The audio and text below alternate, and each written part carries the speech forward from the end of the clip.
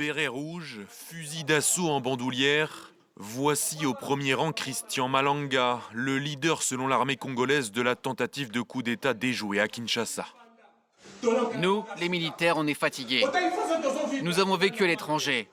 Et quand on voit la situation sociale des enfants de soldats, c'est inacceptable. Félix doit partir.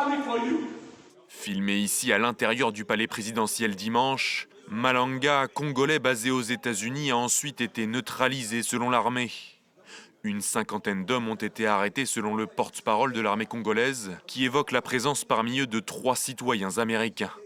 Selon les autorités, le commando avait dans un premier temps visé le domicile de la nouvelle première ministre Judith Suminwa sans le trouver, puis celui du ministre de la Défense Jean-Pierre Bemba. Malanga et ses hommes ont ensuite attaqué la résidence du ministre de l'économie Vital Kamerhe. Lui et sa famille n'ont pas été blessés, mais 2 policiers qui assuraient leur protection ont été tués. Dimanche soir, l'armée assurait avoir rétabli l'ordre dans la capitale. Les forces de défense et de sécurité ont la parfaite maîtrise de la situation. Mais comment une telle opération a-t-elle pu être menée au cœur du pouvoir congolais ?